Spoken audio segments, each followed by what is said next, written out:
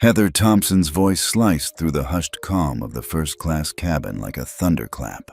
"Move now," she snapped, arms folded across her crisp uniform. "I need these seats for our Diamond members." Emma Monroe froze mid-seatbelt buckle, chest tightening. Across the aisle, Henry's elbow brushed hers. A soft ding echoed as Henry's phone lit up. He'd just gone live. The entire cabin seemed to hold its breath. On the seatback screen before Emma, the in-flight entertainment display flickered to life. Collins, Family Live, 1,200 viewers and counting. Passengers exchanged puzzled glances. The woman in burgundy paused in mid-sip. The businessman in row 1 lowered his newspaper. Even Heather's perfectly poised composure wavered. Emma's pulse quickened, but she forced herself to inhale slowly. Despite the adrenaline rushing through her veins, she reminded herself of their plan. Tonight was about more than confronting a prejudiced flight attendant. It was about proving that respect isn't granted by uniform or status, but earned through composure and courage. Henry slipped a slender USB drive from his blazer pocket and plugged it into the console port beside his seat. The screen went black for a heartbeat, then sprang back to life with a bold message. "Live at 30,000 feet. Witness what happens when prejudice boards first class."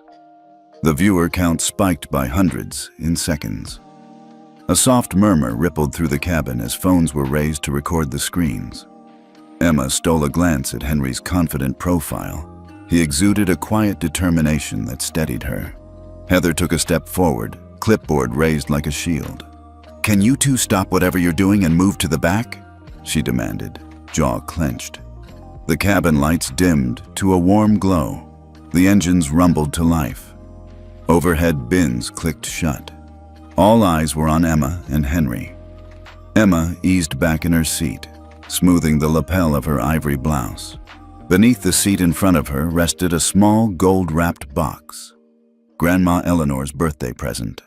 An heirloom locket inside. It felt heavy with promise.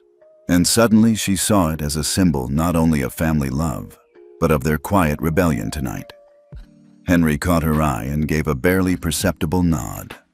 He tapped out a caption on his phone. "You're watching history in the making. Het equality in the air." The post instantly went live on their private Collins family channel and on the company's internal social feed, sending ripples through both social spheres. Heather squared her shoulders, her well-worn poise cracking. "You're disrupting the flight," she hissed. "You have no right to broadcast." Before she could finish, the intercom crackled, and every screen, the seatbacks, phones, tablets, shifted to a live feed of their CEO's office. Bold white letters crawled across the bottom. "Urgent. Watch CEO Richard Monroe respond live." The cabin's tension ratcheted another notch. Emma felt Henry's hand brush hers as he set his phone aside. "Stay calm," he murmured. Emma nodded, her fingers brushing the edge of the gift box like an anchor. She could feel the collective attention of 20 affluent passengers, plus the entire connected world, zeroing in on her small act of defiance. A deep, resonant voice filled the cabin.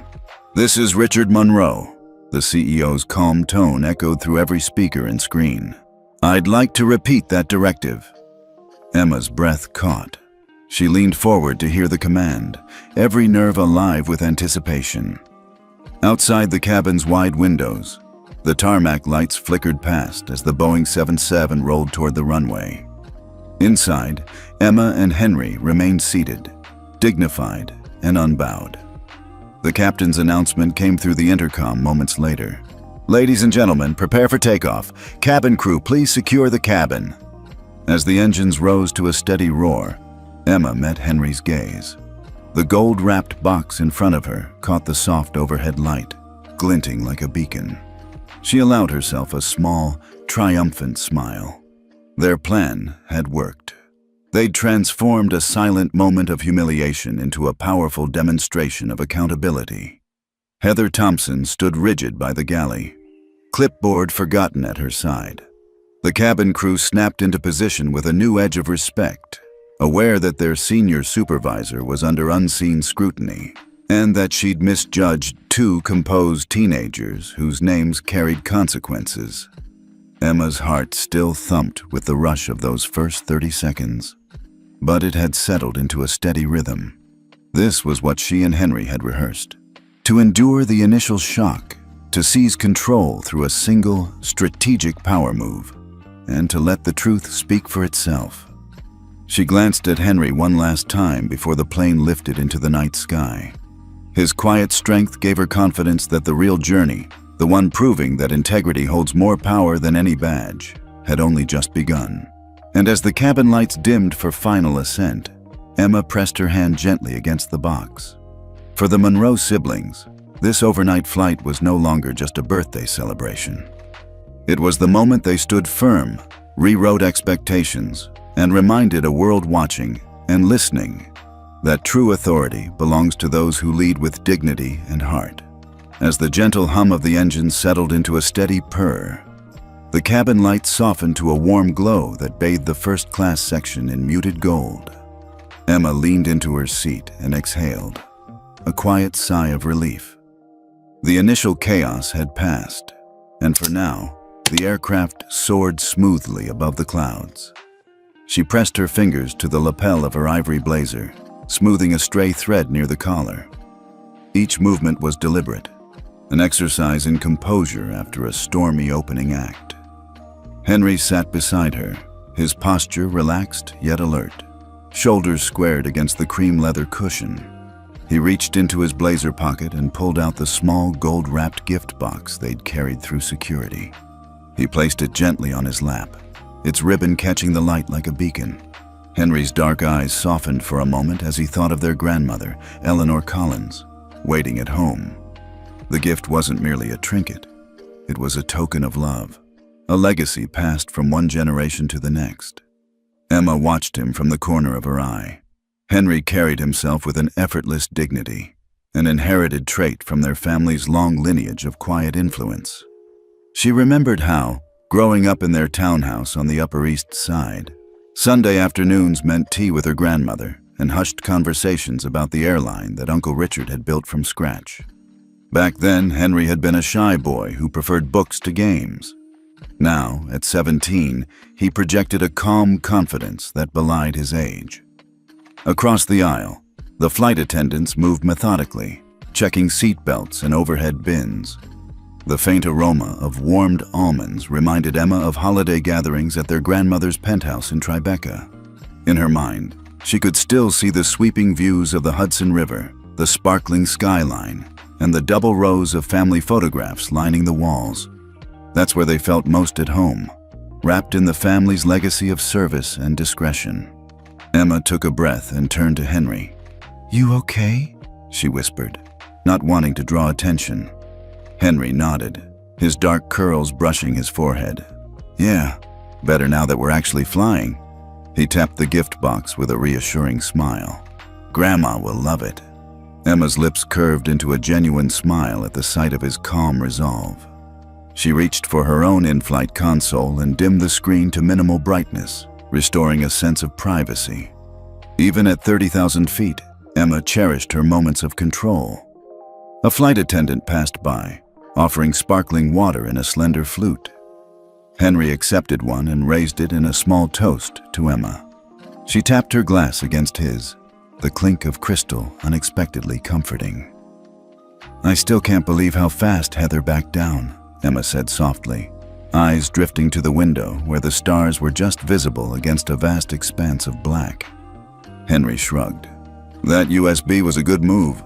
He paused, then added, "But I'm proud of how you handled yourself." Emma studied her reflection in the window pane, a young woman with a steady gaze and a tight-lipped smile. She felt a complex swell of emotions, pride in her composure, relief that their plan had worked, and a touch of sadness for Heather Thompson, whose career was now in jeopardy. Emma knew the heartache of losing one's livelihood. It was a reminder that power carried responsibility. Minutes later, a flight attendant returned to serve their first course, a delicate salad of arugula, roasted beets, and goat cheese, drizzled with balsamic reduction. As she placed the dish before Emma, the attendant offered a polite nod and a small, knowing smile, as though acknowledging that tonight's flight was anything but ordinary. Emma and Henry shared the meal in respectful silence, mindful of diet and decorum. Their grandmother had taught them that true influence often spoke not in words, but through measured actions.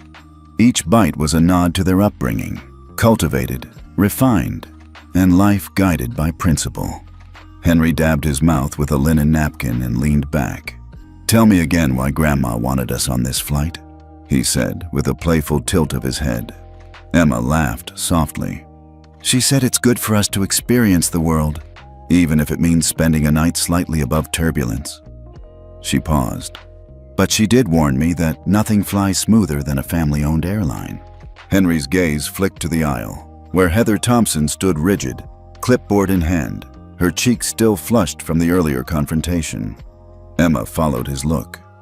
Now that the adrenaline had subsided, she felt a twinge of empathy. Heather had dedicated a dozen years to upholding standards, perhaps a standard too rigid. But Emma's mission wasn't to humiliate Heather beyond repair. It was to redefine respect for everyone on board. Turning back to Henry, she leaned forward in her seat. "We need to be cautious," she said in a low voice. "Our live stream is still up. I've been monitoring comments, mixed reactions, but mostly support." Henry's brow lifted. "You read the comments mid-flight?" Emma shrugged with a grin. "I can't help it. People need validation." He shook his head, but the corners of his mouth twitched upward. "Just remember, we did this for Grandma and for every passenger who's ever felt powerless." Emma nodded, her smile melting into something softer, an undercurrent of purpose. She recognized that this flight represented more than a birthday celebration. It symbolized a stand against quiet injustices that slipped beneath the radar of everyday life. Their household had always emphasized fairness and dignity. Tonight, they were translating those principles into action. A gentle chime echoed through the cabin as the flight attendant collected their empty plates. Emma tucked her napkin onto her lap and shifted in her seat, adjusting the gold locket chain around her neck, a keepsake from Grandma that matched the gift box below. The locket bore an engraving, "Courage above all," a fitting motto for a journey that had already tested their resolve. As the cabin lights dimmed further, the flight attendants began preparing the cabin for a brief period of rest. A hush replaced the earlier tension, as if everyone on board, passengers and crew alike, was processing the evening's events. Emma and Henry returned to their seats, feeling the gentle tilt as the plane climbed to its cruising altitude. Emma exhaled, letting the rhythm of the engines lull her into a contemplative calm. She studied Henry's profile, strong jawline, calm expression, eyes reflecting the soft glow of overhead lights. He was her partner in this delicate balance between provocation and dignity. "Are you proud of me?" Emma asked quietly. Henry glanced over, his gaze warm. "Always," he replied simply. Emma let the silence of the cabin settle around them. Outside the window, the night sky stretched endlessly, dotted with distant stars. Inside, the gold gift box lay between them like a silent testament to family bonds and quiet power. In that moment, Emma realized that the true luxury of first class wasn't the leather seats or gourmet cuisine. It was the opportunity to assert one's worth with grace, to demand respect not through anger, but through unwavering composure. Henry reached across and squeezed her hand. "Let's get some rest," he said softly. "Tomorrow, there's more to do." Emma nodded, closing her eyes for a moment. She felt the reassuring hum of the engines, the weight of the locket against her chest, and the solidarity of her brother beside her. As sleep beckoned, Emma whispered to herself, "Thank you, Grandma." And in the quiet lull of the cabin, the siblings drifted toward slumber, their hearts buoyed by purpose and the unshakable belief that their next moves would shape not only this flight, but every journey of dignity that lay ahead. The cabin lights glowed softly as Emma flipped through the in-flight magazine, scanning articles on European art galleries and Michelin-starred restaurants in Paris. Henry adjusted the thin blanket draped over his lap and consulted the flight map on his seatback screen, tracing their path across the channel toward New York. Outside, the moonlight shimmered on clouds below, lending an almost dreamlike quality to the hush inside first class. For a moment, everything felt serene, until Heather Thompson re-entered the aisle.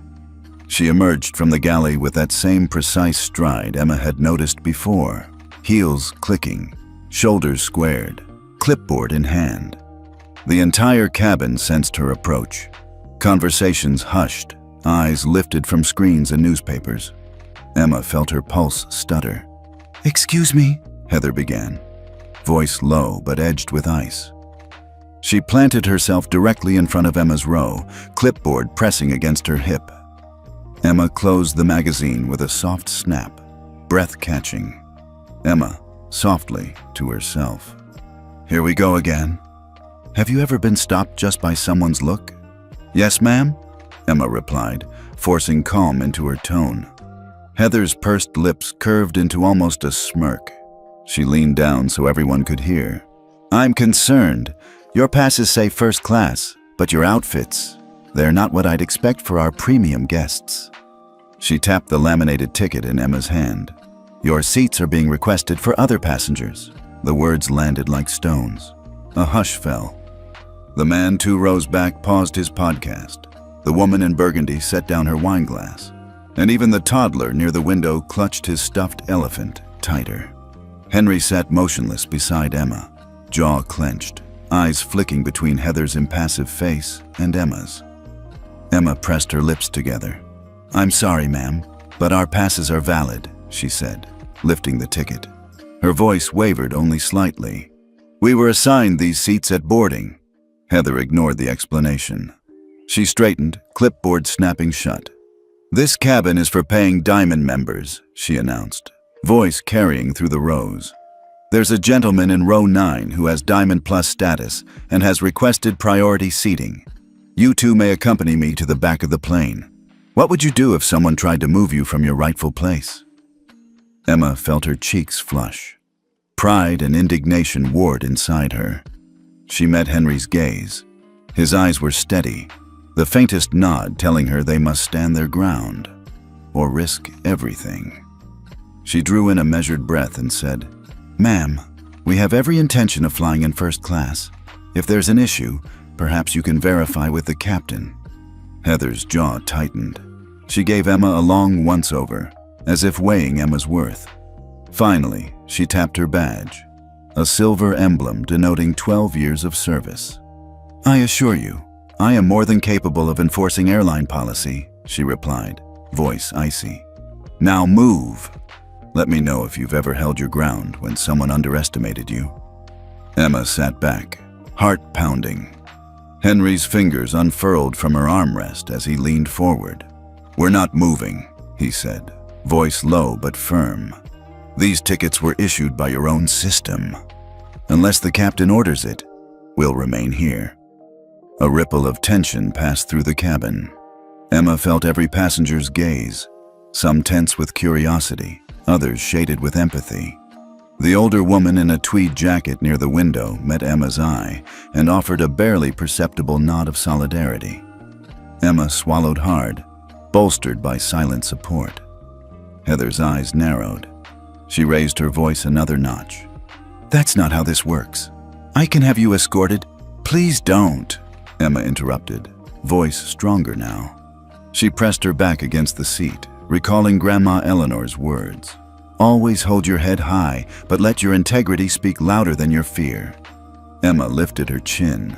"We won't make a scene, but we won't leave either." Henry sat up straighter, accentuating the firmness in his posture. "It's not our choice to host a scene," he added. "But it's your decision whether to escalate." Heather's lips parted, but then she closed them. For a heartbeat, the cabin fell into suffocating silence, broken only by the hum of the engines.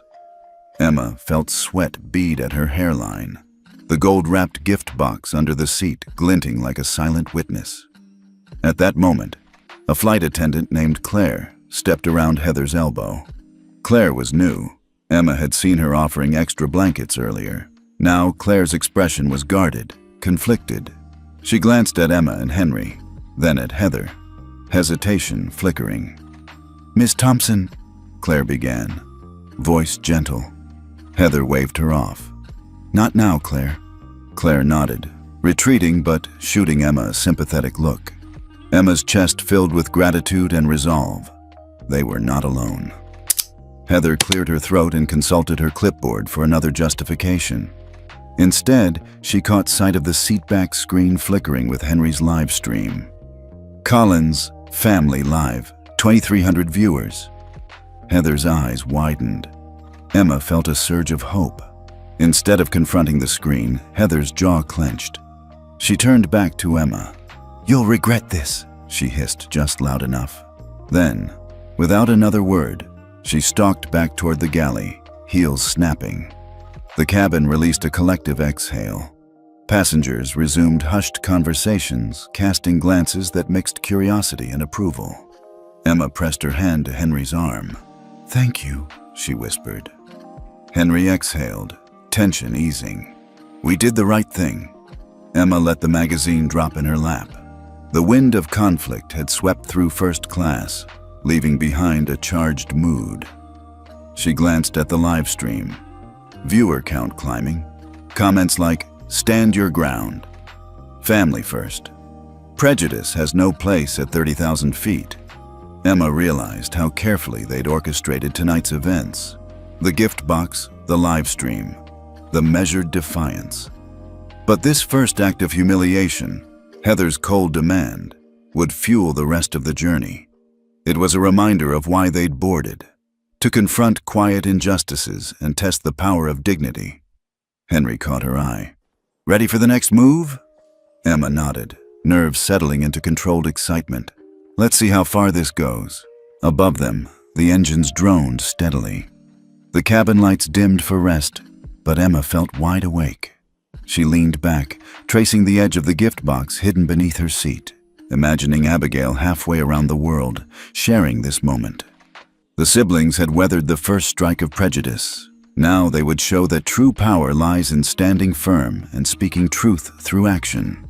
Emma didn't say a word as the cabin lights dimmed farther for rest, but tiny secrets glimmered in her eyes. She leaned back into her seat, sliding her fingertips along the smooth leather armrest as if tracing invisible lines. Around her, the hush of first class, wrapped like a velvet cloak. Only the soft whir of the environmental control system and distant murmur of crew voices disturbed the stillness. Henry sat upright beside her, shoulders squared, his gaze fixed on the seatback screen where the live stream comment feed still scrolled in quiet bursts. "Stay strong. We've got your back. Family always wins." Emma's heart swelled at the solidarity. An unseen army of viewers rallying behind two teenagers who refused to be bullied. Yet she gave no outward sign beyond a subtle nod to Henry, emotion so slight only he noticed. Inside Emma, a silent storm raged. She closed her eyes and let memories flutter by. Abigail's delighted squeal when Grandma Eleanor first handed her the locket chain. The way Henry had quietly coached her on maintaining eye contact during tough moments. The taste of that first sip of champagne in this very cabin, untainted by tension. Now, sitting here in twilight hush, she felt both the weight of their mission and its exhilarating promise. A flight attendant glided down the aisle, adjusting the cabin lights and gently tilting a headrest for a passenger ahead. Emma watched the attendant's precise movements and reminded herself of the discipline behind every gesture, hers included. This was no longer about lines on a ticket or the authority of a uniform. It was about the quiet power they wielded by simply refusing to be moved. Henry cleared his throat, low enough to be heard only by Emma. "What do you think your grandmother would say right now?" Emma's eyes fluttered open. She turned and grazed his cheek with her gaze, a silent thank you for his steadfastness. Then she caught her reflection in the small vanity mirror inset near her console. The girl in the reflection didn't look like someone who'd broken protocol. She looked like someone who embodied every lesson Eleanor had taught her: poise, dignity, and unwavering resolve. Outside, The wing cut through a blanket of clouds, ghostly contours lit by moonlight. Emma stared at the wingtip for a long moment, imagining it a brushstroke on a canvas of midnight air. She could almost hear her grandmother's gentle voice. Even in the darkest sky, you must let your own light guide you. A soft chime signaled the end of the rest period. Passengers stirred. Murmurs of awakening swept through the cabin. Emma tensed, anticipating Heather's return. But the aisle remained empty except for the steward collecting empty glasses. Henry leaned back, exhaling. "I think she's gone to the cockpit," he whispered, nodding toward the galley door. Emma offered a small, uncertain smile. "Maybe she's rethinking her life choices." Henry's lips twitched. "Or updating her resume." They shared a quiet laugh, the tension easing just enough to let them breathe. Emma glanced down at the gift box beneath her seat. The gold paper caught a stray beam of light, shimmering like a promise. She inched forward and slid her hand over the ribbon, fingers brushing its silky surface in a gesture both protective and reverent. A hush fell again as a fellow passenger, a silver-haired woman in a tweed jacket, met Emma's eyes across the aisle. The woman offered a slight nod, one eyebrow raised in a question that needed no words. "Are you okay?" Emma lifted her chin, letting a faint, grateful smile curl her lips. She tapped her temple thoughtfully, as if giving the woman a salute of solidarity. The woman's expression softened into a warm, knowing grin. In that simple exchange, Emma felt the breadth of understanding that spanned age and privilege. They were not alone. Henry shifted slightly and touched Emma's hand. "Something's coming," he said quietly. "I can feel it."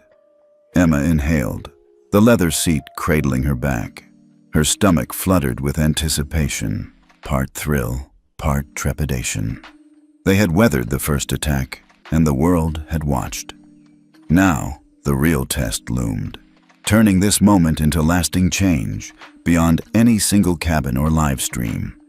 She leaned her head back against the cushion and closed her eyes, inviting calm. Each breath was a deliberate exercise. In, hold, out. She felt the slow pulse of the aircraft beneath her, a steady heartbeat that carried them through the night. In the darkness behind her closed lids, Emma saw a future scene.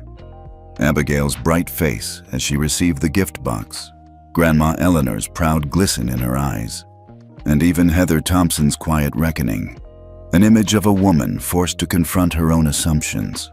A soft ping broke the silence on Emma's console. She opened her eyes to see a private message appear in the Collins. "Family live chat. Proud of you both. Love, Gma."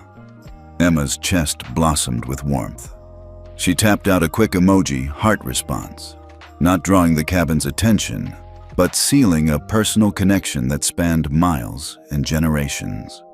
It was a reminder that this flight, these seats, and even the tension that crackled through the air all traced back to family bonds and shared values. Henry caught sight of the message over her shoulder and offered an approving nod. "That's why we do this," he said softly. Emma reached over and squeezed his hand. "Exactly." They sat in companionable silence as the cabin lights returned to their gentle glow. Around them, the remaining first-class passengers settled into reading or quiet conversation, but Emma and Henry felt an unmistakable shift in energy. What had begun as a single act of defiance had rippled outward, through the cabin, across the live stream, and into the very heart of their family legacy. Emma leaned forward, her gaze drifting again to the gold box on her lap. She felt it vibrate with possibility. Every prepared smile, every silent signal, every breath held and released had led to this point. Ahead lay the moment when authority would speak through intercom waves, and justice would take flight on wings of quiet power. One more subtle gesture. Emma lifted the gift box slightly, angling it toward the ceiling lights so the ribbon caught the light in a soft, dazzling arc. An unspoken declaration that dignity, once ignited, could never be dimmed.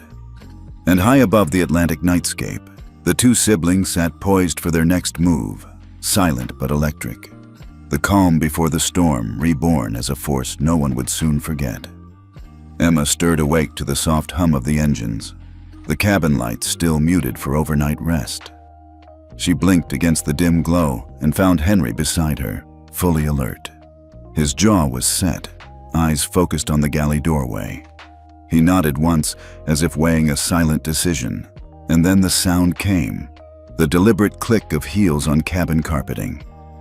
Heather Thompson reappeared, clipboard in hand, but this time her stride carried something darker, an unmistakable edge of hostility.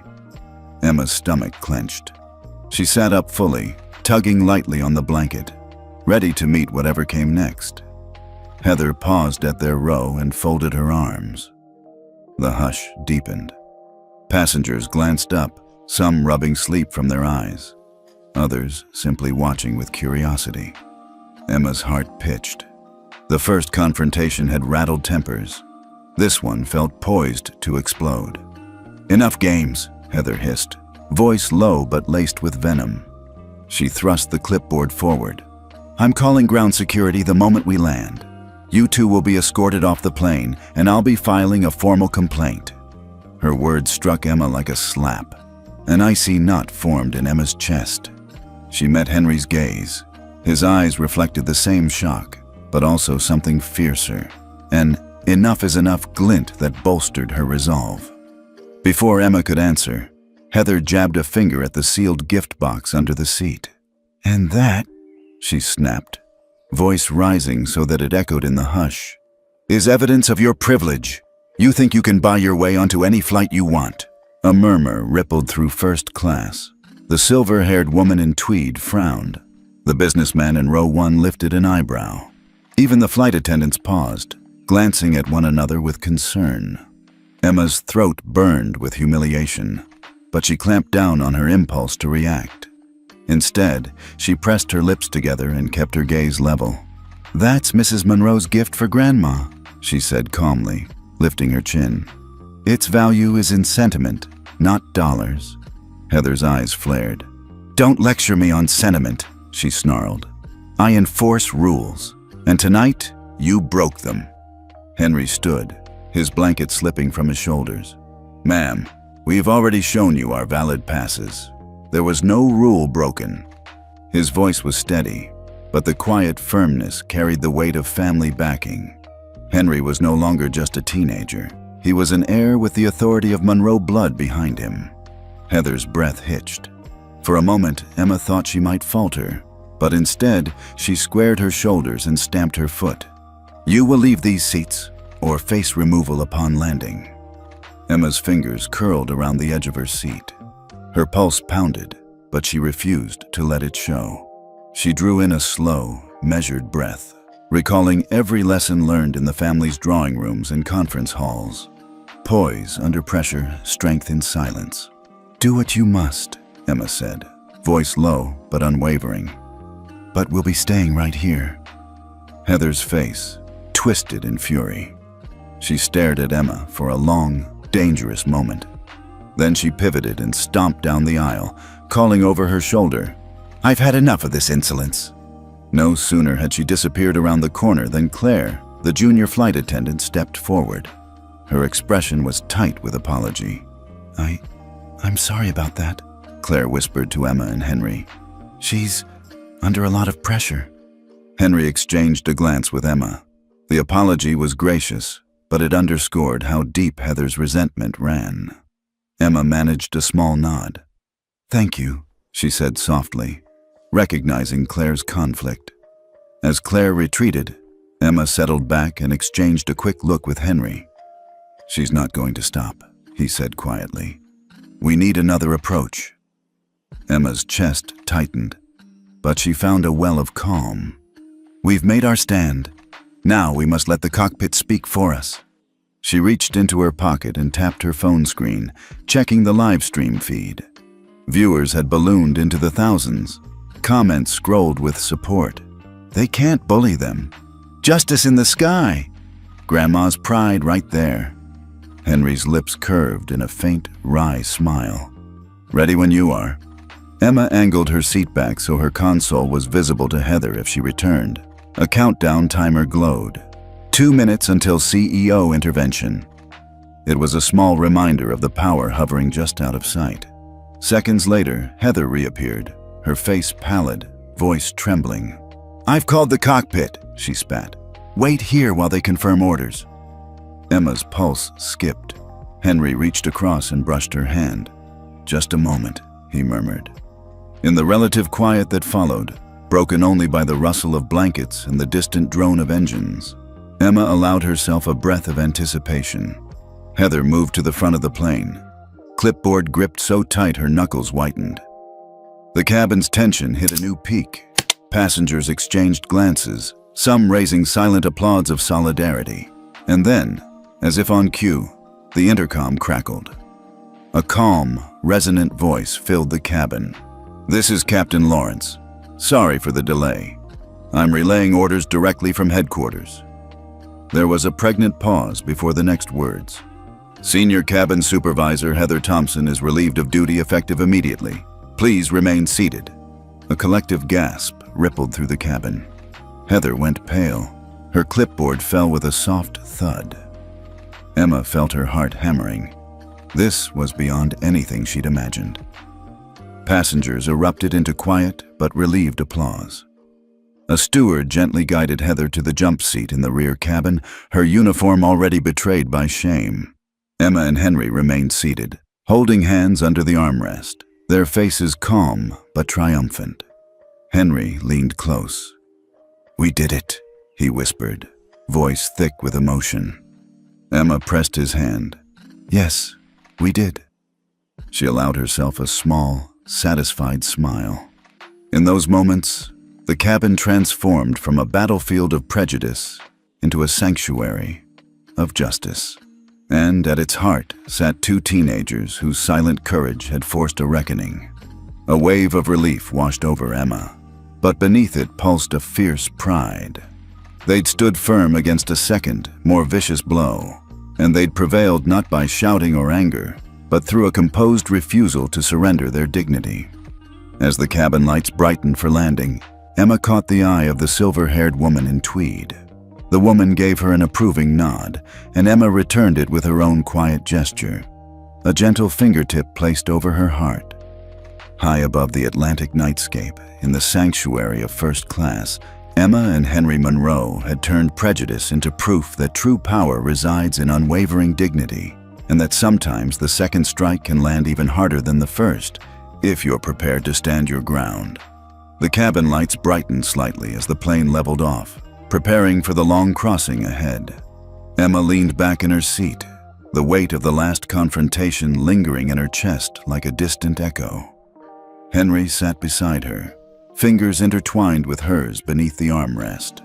All around them, first-class passengers adopted a posture of expectant quiet, an audience awaiting the next act in a drama that had unfolded in real time. Several rows back, the silver-haired woman in tweed rose from her window seat. Her lined face held concern, but her posture was unshakable. Emma recognized her. Mrs. Whitaker, a longtime customer of the Monroe Airline, known for her generous donations to aviation scholarships. Tonight, Mrs. Whitaker had witnessed two defiant teenagers stand their ground, and she was determined to speak up. "Excuse me," Mrs. Whitaker called softly, her voice carrying through the hushed cabin. She stepped forward, leaning on her ornate cane. "Miss Thompson," she addressed Heather, who was standing rigid by the galley, clipboard still in hand. "I've flown this airline for over 20 years. I've never seen passengers treated so unfairly." Emma felt a ripple of solidarity swell among neighboring seats. A trio of executives in tailored suits exchanged uneasy glances. A young couple paused their conversation and turned toward Mrs. Whitaker. A mother gently hushed her toddler. Curiosity piqued. Heather's jaw clenched. "This isn't about length of service," she snapped, voice tight. "This is about enforcing cabin protocol." She turned to Mrs. Whitaker with a hard stare. "I suggest you return to your seat." Mrs. Whitaker's lips pressed into a thin line. She took a small step back, but her gaze never wavered. Emma saw a flicker of admiration pass across several faces, people drawn to Mrs. Whitaker's gentle defiance. Even Claire, the junior flight attendant, hovered at the edge of the galley, torn between loyalty to her supervisor and empathy for Emma and Henry. Claire swallowed and, in a voice barely above a whisper, approached Mrs. Whitaker. "Ma'am, please rest assured, this will be resolved soon." Claire's attempt at reassurance hung in the air like mist. Mrs. Whitaker gave her a quick, grateful nod before turning back to Heather. Emma felt Claire's conflicted expression, a silent plea for mercy for her beleaguered colleague. At that moment, the businessman in row 1, an older gentleman in a navy suit, rose as well. He approached Emma and Henry's row with purposeful steps. His name was Mr. Caldwell, a discreet philanthropist who often contributed to the airline's outreach programs. Emma recalled seeing his name on plaques in the terminal lounge. "Miss Monroe, Mr. Monroe," he began, bowing his head slightly in deference. "Your resolve is inspiring. I believe there's been enough humiliation for one night." He turned to Heather. "Surely we can find an alternative. Those seats are rightfully theirs." Heather flushed, the irony unmissable. She had placed herself in the position of sole arbiter of seating. Now, 2 respected passengers challenged her authority. Emma felt her heart lift at Mr. Caldwell's words. But before Heather could respond, the intercom crackled. Captain Lawrence's calm tones filled the cabin. "Ladies and gentlemen, apologies for the interruption. We've received updated instructions from headquarters.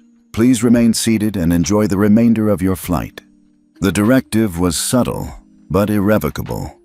Heather's face paled as she realized the captain wasn't asking. He was stating an order. She looked at her clipboard, then back at Emma and Henry, then at the silent throng of witnesses who had gathered around the aisle. Mrs. Whitaker settled back into her seat, but her eyes remained fixed on Heather. Mr. Caldwell returned to his row, but he turned to Emma and Henry with a polite nod of respect before sinking into his seat. The cabin's atmosphere shifted. The initial shock of confrontation gave way to a quiet camaraderie.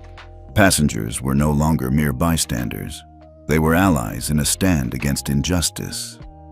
Emma and Henry exchanged a subtle smile, relief mingling with pride. Emma whispered, "They wanted to help. Thank you for calming things." Henry gave a soft nod. "Every voice counts," he murmured.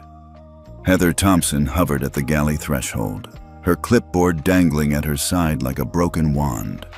Around her, the cabin crew shared hesitant glances. Even senior attendants paused mid-task, reluctant to disturb the uneasy balance of power. Claire approached again, this time with gentle resolve. "Heather, everything's under control. You should sit down and take a moment." Her voice was soft, carrying the weight of unspoken compassion. Heather's gaze flicked to Claire, then to the silent, expectant passengers. She seemed to search for a foothold, any justification for her earlier behavior, but found none. With a stifled sigh, she allowed Claire to guide her to the rear jump seat. The uniform that had once empowered her now felt like a shackle. In the sudden hush that followed, Emma sensed the tension ebb. The cabin lights dimmed to their soft nighttime setting. Emma and Henry sat together side by side, as though nothing had happened. In form, at least. But beneath that calm surface, the siblings felt the swell of collective energy, the solidarity of every witness, the unspoken promise that wrongs could be righted not by confrontation, but by the courage to stand still. Emma reached under her seat and fingered the edge of the gold-wrapped gift box. It felt warm against her palm, a reminder of why they were here, to honor their grandmother's memory and to uphold values that transcended any one flight. She slipped her other hand into Henry's and gave it a gentle squeeze. A hush of conversation filled the cabin. Passengers returned to their meals, reviews of maps, hushed reflections on what they'd just witnessed. Emma glanced at the shimmering seatback screen. The live stream viewers had surged past 10,000, comments now reading, "This is historic," and "A lesson in grace." She tapped her phone once, pinning a simple reply under the live chat. "Thank you for standing with us." Henry glanced at her with a proud smile. "Looks like Grandma's community is growing by the minute." Emma laughed softly. "And we're only halfway there." In that glow of shared purpose, the siblings sat poised for the next twist, the moment when ultimate authority would close the loop and transform this flight into a landmark of justice. But for now, they basked in the solidarity of silent allies, passengers who had stepped forward, voices that had broken the hush, and a cabin that no longer felt like hostile territory. High above the Atlantic, Emma and Henry Monroe understood that true power often lay not in confrontation but in unyielding composure, and that sometimes it took a chorus of silent witnesses to give strength to a single, resolute stand. A gentle murmur swept through first class like a rising tide. What began as polite glances now rippled into hushed side conversations. Emma sat back, feigning interest in the seatback screen, but she could feel the shift in the cabin's energy, a collective awakening that went beyond their clash with Heather Thompson. It started when Mrs. Whitaker, the silver-haired patron, leaned across to the man beside her. "Did you notice the crest on their boarding passes?" she murmured, pointing discreetly to Emma's laminated ticket, which bore the small, discreet Monroe family emblem. He adjusted his glasses and nodded. "I did, isn't that?" His voice trailed off, replaced by a look of dawning recognition. Across the aisle, Mr. Caldwell tapped his tablet screen, scrolling through an internal company portal. Emma caught his reflection in the window. His expression shifted from polite interest to stunned curiosity. He glanced up, appraising Emma and Henry with new eyes, as if seeing them for the first time. A young couple in the row behind Emma exchanged a quiet sigh. "You think they're related to the CEO?" the woman asked, voice low but urgent. Her partner shrugged. "Could be. The emblem matches the Monroe crest we saw on the in-flight magazine's sponsor page." The cabin felt suddenly smaller, charged with anticipation. Emma felt Henry's hand tighten around hers. He gave her a brief nod. A silent question. "Are they figuring it out?" Emma met Mrs. Whitaker's eye, and the older woman offered a subtle nod of confirmation. Emma could almost taste the collective curiosity blossoming in the air. Not to be outdone, Claire, ever watchful, leaned toward a fellow flight attendant, her voice barely a breath. "That emblem, it's unmistakable. They're the Monroe grandchildren." The attendant's eyes widened. "You mean the airline owner's family?" Claire glanced down the aisle, ensuring Heather was still out of earshot, then exhaled. "Exactly. That's why headquarters is watching this feed." Henry caught Emma's eye and raised an eyebrow. They had known the live stream would spread inside the company, but witnessing crew discussion made the stakes feel immediate. It was no longer a matter of defying a single supervisor. It was an unscripted drama starring the airline's most powerful family members. Emma drew in a breath, steadying herself. The cabin lights glowed softly, but beneath that gentle illumination, she sensed a network of silent alliances forming. Passengers who had felt powerless moments ago now sat with renewed interest, some tapping their phones as if taking mental notes, others whispering about possible outcomes. A soft chime announced the mid-flight service, but food carts rolled down the aisle unseen. Flight attendants moved with practiced courtesy, offering drinks and snacks, but the real spectacle unfolded in the passengers' eyes. Each tray of canapés was accepted with gratitude, yet there was an undercurrent of shared purpose, to witness the next turn in this unfolding story. Emma allowed herself a small smile. They had ignited more than outrage. They had sparked curiosity and solidarity. Yet she and Henry remained composed, projecting calm even as the cabin buzzed. A gentleman in a dark suit, a frequent business flyer Emma recognized from their home roots, leaned forward and cleared his throat. "Miss Monroe, if you don't mind," he began, voice polite but tinged with deference. "Would you confirm your family connection? For context." Emma caught Henry's eye. He gave a subtle nod. "We'll handle this together." Emma turned to the gentleman and offered a courteous smile. "Yes, I'm Emma Monroe, and this is my brother Henry. We're Richard Monroe's grandchildren." Her tone was even, unflustered. The gentleman inclined his head. "Thank you. I'm honored to meet you." He returned to his seat, but his gaze remained fixed on Emma for a moment longer, a quiet gesture of respect. That single confirmation set off another wave of murmurs. Questions about family legacy, the responsibilities of their name, and the unexpected courage of two teens standing up to authority. Even a fashion blogger in the corner lifted her phone, typing out a quick note. "Spotted, Monroe siblings on flight, defying rules with style and integrity." Emma felt a flicker of warmth at the unanticipated support. She pressed her hand against Henry's knee, grateful for his steadfastness. He smiled back, his dark eyes echoing pride. Heather Thompson chose that moment to re-emerge from the galley, clipboard in hand, her face flushed with determination. She strode toward Emma's row, intending perhaps to reassert control. But as she moved past Mr. Caldwell, she encountered a wall of silent, unwavering stares. Passengers still processing the Monroe reveal. Heather faltered for a heartbeat, uncertainty flashing in her eyes. Emma sensed the pivot point.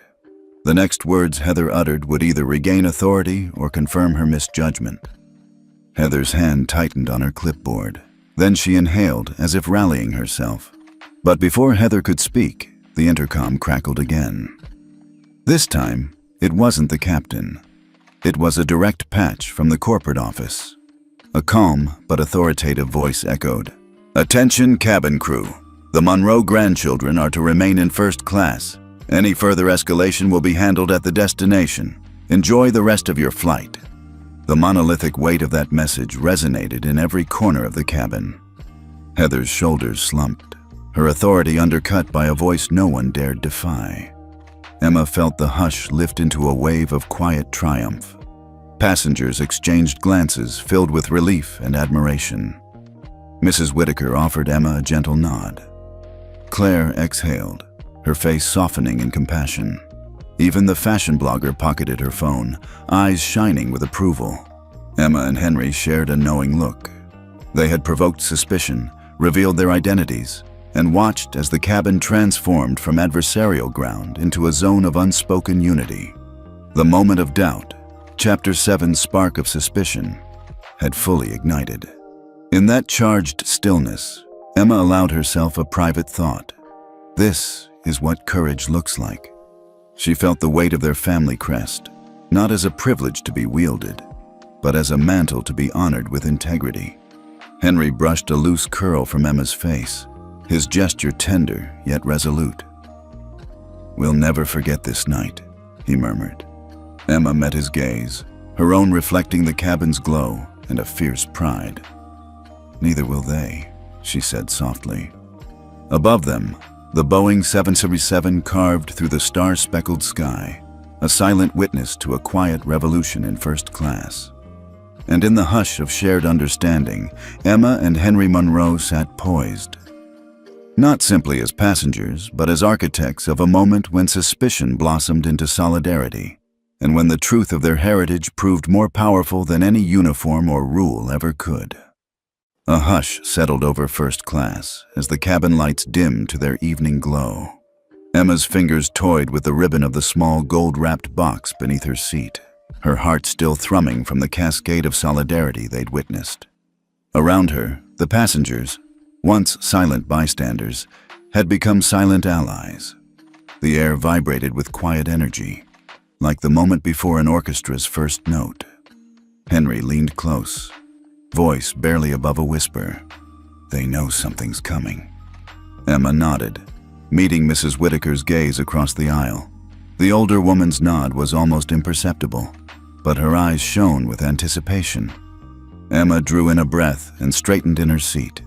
Tonight, they would see just how far their family's influence could travel, without them ever leaving their seats.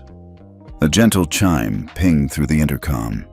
The flight attendant paused in the aisle, glass of water paused mid-air. Even Heather Thompson, standing rigid by the galley, looked up. The cabin fell into a potent silence. Ladies and gentlemen, this is your captain speaking. Emma felt the cabin shift on its axis. She exchanged a glance with Henry. His eyes were wide, pupils bright with expectation. Emma clutched the armrest as the voice continued.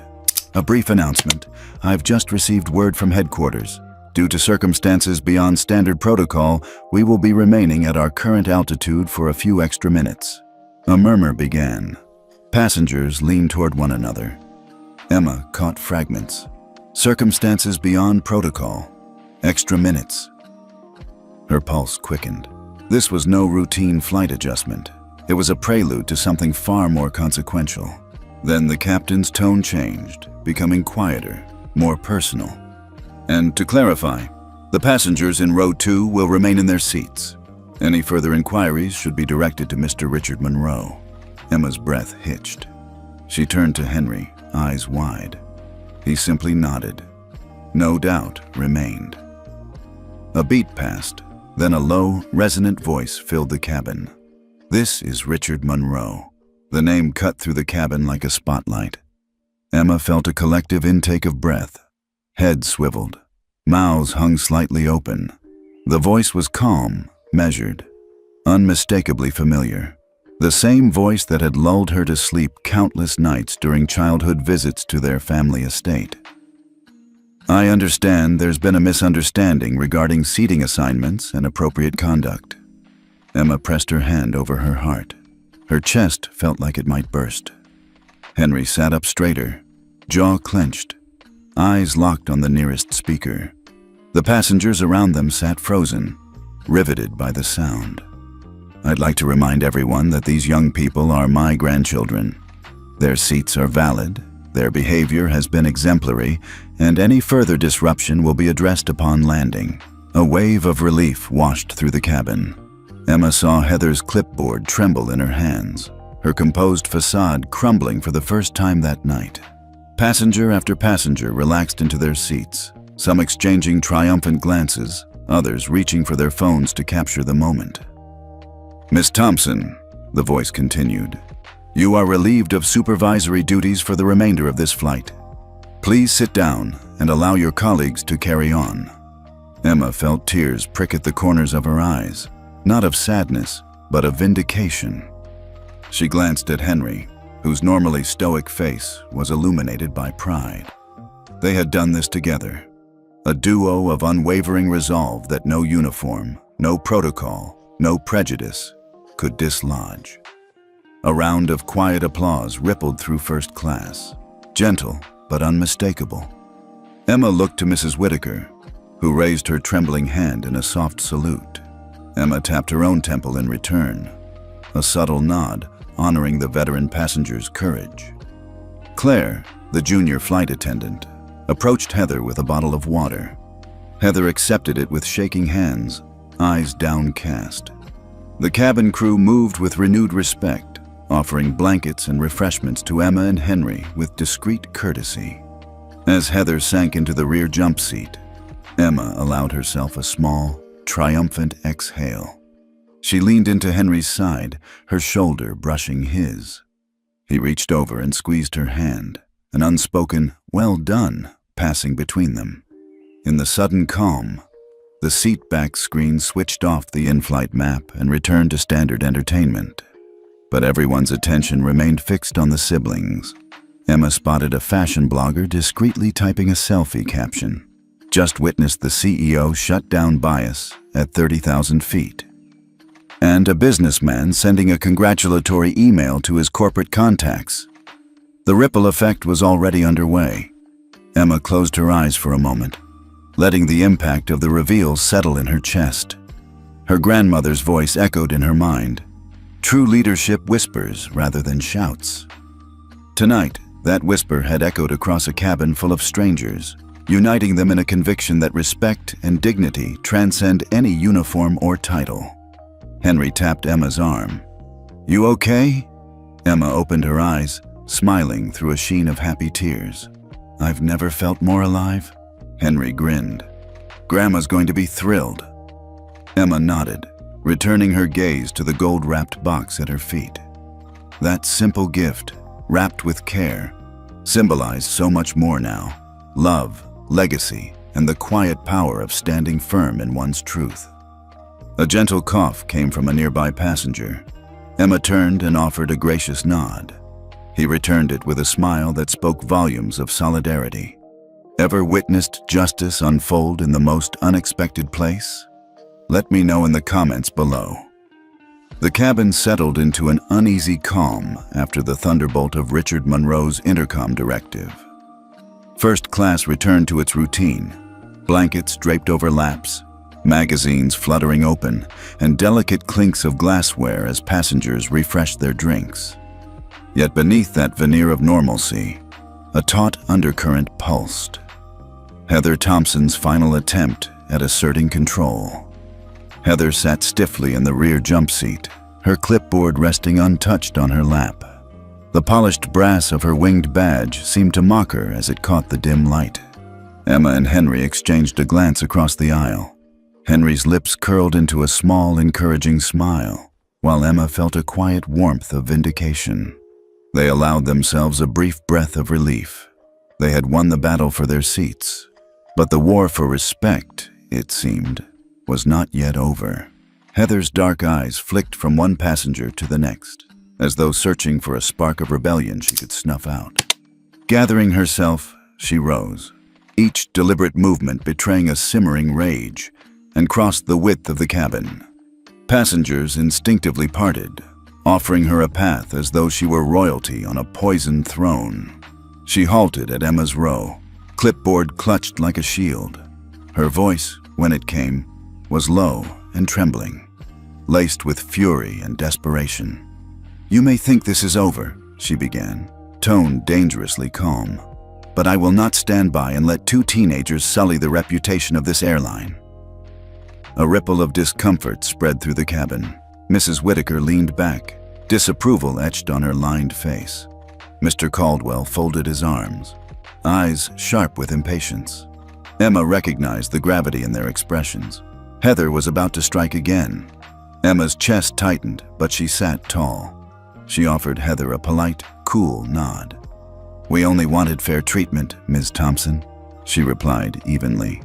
"Our seats were paid for, our tickets valid. Nothing was sullied." Heather's lips parted in a sneer. She jabbed a finger at the gift box under Emma's seat. "That box," she spat, voice rising, "is proof of your arrogance, parading your privilege for all to see. You think wealth buys you respect. You think your name erases every rule." Gasps fluttered through the cabin. A flight attendant paused mid-step, brace of champagne flutes in hand. Heather's words hung in the air, heavy as stones. Henry rose to his feet, shoulders squared, voice calm but unyielding. "Your judgment is clouded by prejudice," he said, stepping forward. "Our privilege doesn't trump policy, but policy doesn't excuse discrimination either." Heather's nostrils flared. She leaned closer, eyes blazing. "You—" she began, but a sudden crackle from the crew's headset cut her off. A voice, familiar, calm, crackled through Heather's earpiece. "Ms. Thompson, proceed to your seat immediately. A corporate representative needs to review your conduct." Heather's face paled, but her defiance hardened like steel. She threw back her head and laughed, a brittle, humorless sound. "You can't scare me with corporate doublespeak," she barked, glancing around. "I've upheld these standards for 12 years. I don't need lectures from spoiled kids or their CEO grandpa." Emma's heart sank at the cutting finality of Heather's blow, but she steadied herself. She'd rehearsed this moment of righteous stillness. She closed her eyes for a heartbeat, centered her breath, then met Heather's glare head-on. "We never asked for lectures," Emma said quietly. "We asked for respect." At that, a palpable shift rippled through the cabin. Passengers who had been silent witnesses now felt the weight of Heather's insult and the power of Emma's measured response. The woman in burgundy tapped her champagne flute against her glass, soft but insistent, as if to punctuate Emma's words. The businessman in row 1 adjusted his cufflinks and offered Emma a small, sympathetic nod. Heather stiffened. realization flickering in her eyes. This final outburst had backfired spectacularly. Instead of cowing her opponents, she had rallied an entire cabin behind them. Her last defiance had laid bare her prejudice for everyone present to see, far more revealing than any policy violation could ever be. She swallowed hard, her face drained of color. The once imposing figure seemed to shrink. Emma felt a surge of compassion. Compassion for a woman who'd fallen so far from her own pedestal. Before Heather could muster another retort, the intercom crackled again, this time in the gentle tone of Captain Lawrence.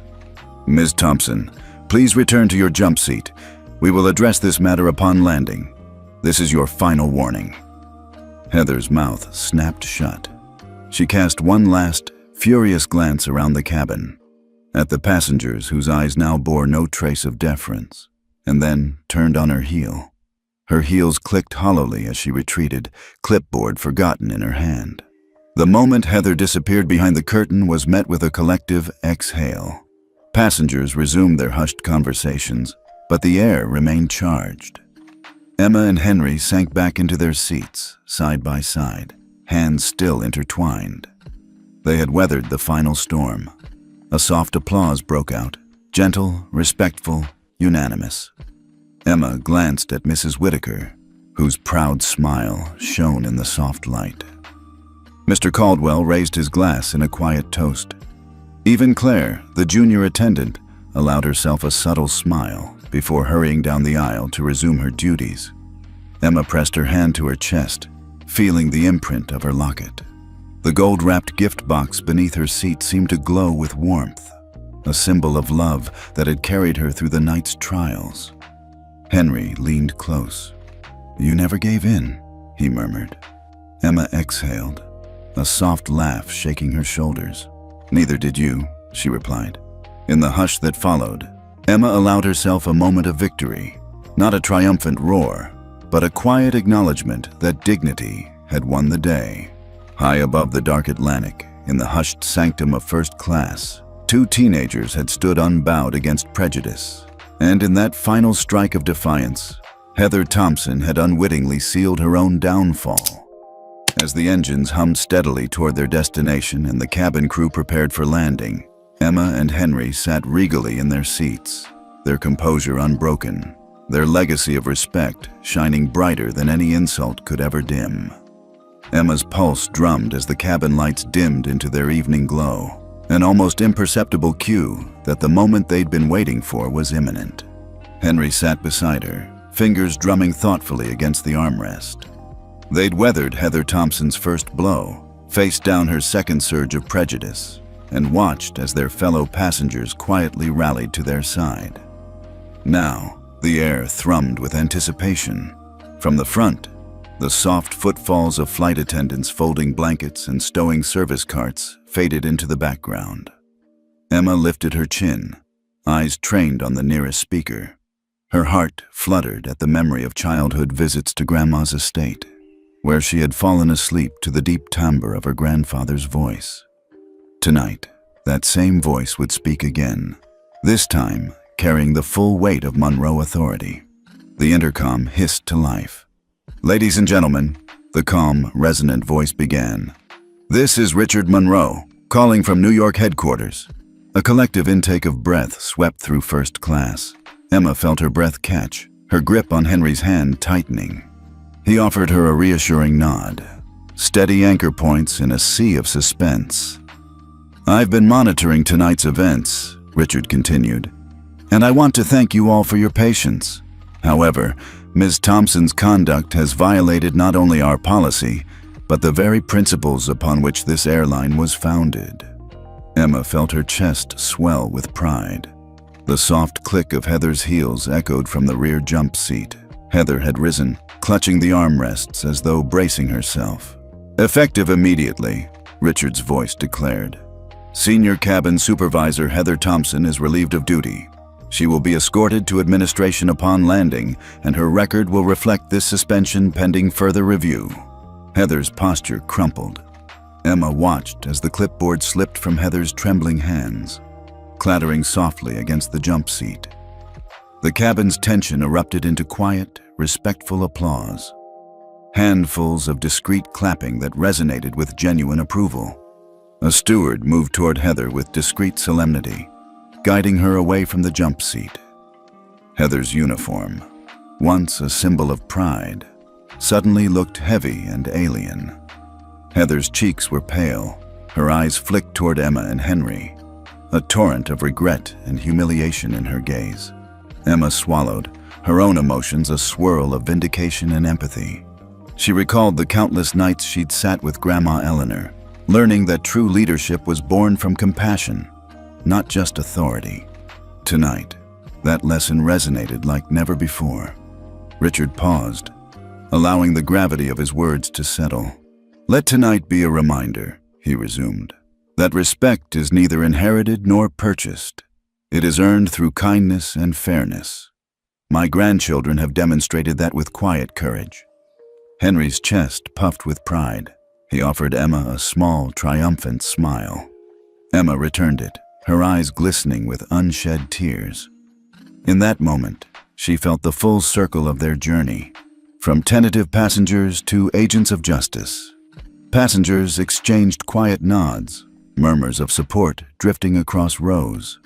Mrs. Whitaker leaned forward, her lined face alight with approval. Mr. Caldwell raised his glass in a discreet toast. Claire, the junior attendant, hovered nearby, her expression a blend of relief and compassion. Heather Thompson was escorted past them, her head lowered, footsteps echoing like a dirge. For a heartbeat, Emma felt a pang of sorrow, for a woman whose years of service had been undone in minutes. But she also knew that unchecked prejudice left deeper scars. This call had restored balance. The intercom clicked off. The cabin lights brightened slightly, signaling the end of the announcement. Emma and Henry sunk back in their seats, their shoulders finally relaxing. Henry whispered, "We did it." Emma pressed her hand against her heart, feeling the gentle throb of joy and resolve. "Yes," she murmured, "we did." High above the Atlantic, in the sacred hush of first class, the defining call had rung out, and with it, a clear message. Dignity and respect would always fly first class. The cabin hummed with restrained energy as the last notes of Richard Monroe's announcement faded. Emma and Henry sat poised in their seats, the soft clink of glassware and the muted rustle of blankets the only sounds beneath the hush. Around them, passengers exchanged glances that spoke volumes. Relief, respect, a shared sense of justice. Heather Thompson emerged from the galley, flanked by a steward and a uniformed security officer. Her stride was unsteady, each step a public admission of defeat. She clutched her clipboard to her chest as though it were armor, but its polished surface reflected only her shame. The cabin lights highlighted the tremor in her hands. As Heather passed row 2, Emma and Henry rose in unison, their posture regal yet compassionate. Emma's gaze met Heather's for a fleeting instant, a silent acknowledgement that, though justice had been served, no one wins without loss. Heather's eyes darted downward, unable to hold the siblings' steady, dignified stare. Passengers reached for their phones. A hush of camera shutters clicked in unison, 30 pairs of lenses capturing the moment Heather Thompson left her post. The recording would ripple far beyond these 8 rows of leather seats, a permanent reminder that authority unchecked can crumble in an instant. Mrs. Whitaker rose to her feet and offered Heather a gentle nod of encouragement. "You did your duty as you saw it," she said softly, voice carrying like a benediction. "Perhaps it's time to learn anew." Heather's shoulders quivered. She didn't respond. The words, though kind, cut deeper than any rebuke. Mr. Caldwell approached Heather as she reached the forward curtain. He offered a half-smile of solidarity and a tissue. "Sometimes we all need a second chance," he murmured. Heather accepted the tissue and looked up, tears brimming in her eyes. For a heartbeat, she seemed poised to speak, but the security officer nudged her gently, and she allowed herself to be guided through the curtain into the crew cabin beyond. The cabin door hissed shut, and a soft cheer rose. an unspoken celebration of fairness restored. Emma and Henry sat, exhaling in unison, as the cabin crew retrieved Heather's fallen clipboard and placed it neatly on the galley counter, a symbolic gesture of closure. Claire, the junior attendant, approached them with 2 glasses of sparkling water. She paused, eyes bright. "Thank you," she whispered. "You've shown me what real leadership looks like." Emma accepted the glass with a grateful nod. Henry offered a warm smile. A steward raised his own glass in a quiet toast. "To the Monroe siblings," he said softly, "for reminding us of the power of dignity." Passengers clinked glasses or offered approving nods. The cabin, once tense with conflict, now felt united in purpose. Emma tapped the gold-wrapped gift box beneath her seat and allowed herself a small, satisfied smile. The box, once merely a token for their grandmother, had become a symbol of resolve and unity. Henry reached across and squeezed her hand, his dark eyes gleaming with pride. Captain Lawrence's voice crackled over the intercom with a gentle warmth. "Ladies and gentlemen, we'll begin our descent soon. Thank you for your patience and for supporting a flight in which fairness prevailed." Emma and Henry exchanged a meaningful glance. They had turned a moment of discrimination into a platform for collective accountability. The cabin dimmed its lights further for descent, but the glow in Emma's chest burned bright. Outside, the runway lights beckoned through oval windows. Inside, first-class passengers huddled in discreet conversation, the shared experience binding them like a secret society of witnesses.